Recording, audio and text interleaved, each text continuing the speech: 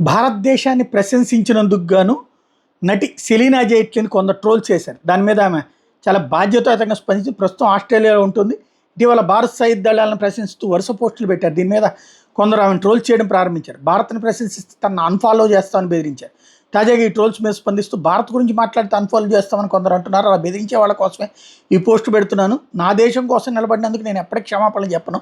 ఉగ్రవాదం పేరుతో అమాయకులు ప్రాణాలు తీస్తున్నా కూడా నేను స్పందించకుండా మౌనంగా ఉండలేను. ఎంతోమంది అమాయకులు ప్రాణాలు తీశారు. హింసను సమర్థిస్తూ దాన్ని ప్రోత్సహించే వాళ్ళ వైపు నేను ఎప్పుడూ నిలబడను. భారత్పై నాకున్న ప్రేమ మిమ్మల్ని బాధపెడితే ఉగ్రవాదానికి వ్యతిరేకంగా వినిపించే నా మాటలు మీరు వినలేకపోతే నన్ను అనుసరించడం మానేయండి. నేను శాంతి కోసం మాట్లాడతాను, సత్యం కోసం నిలబడతాను. ఎప్పుడు నా సైనికుల వెంటే ఉంటాను. ఎందుకంటే నా సైనికులు పేరు మొత్తం అడగకుండా రక్షిస్తారు. మీ అందరి ట్రోల్స్ బెదిరింపులు నేను గమనిస్తూనే ఉన్నాను. నేను ఇలాంటి వాళ్ళని క్షమించను. జై హింద్ అని రాసుకొచ్చారు. భారత ఆపరేషన్ సింధూర్ ప్రారంభించినప్పుడు సెలీనా పోస్ట్ పెట్టడం, తను ఆస్ట్రేలియాలో ఉన్నా కూడా మనసంతా ఇక్కడే ఉంటుందని చెప్పడంతో వచ్చినటువంటి అంశం. అది ఒక ఎత్తు అయితే, మరోవైపున జాన్వీ కపూర్ కూడా అలాంటి ఒక కీలకమైనటువంటి స్టేట్మెంటే ఇచ్చింది.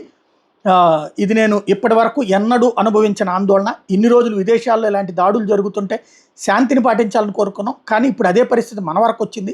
భారత్ ఎప్పుడు కయ్యానికి కాలు దువ్వదు. దశాబ్దాలుగా ఇలాంటి దాడులు ఎదుర్కొన్న తర్వాత ఇప్పుడు తిరిగి ప్రతీకారం తెచ్చుకోవాలని నిర్ణయించుకుంది. మన దూకుడు కాదు, దశాబ్దాల బాధకు సమాధానం.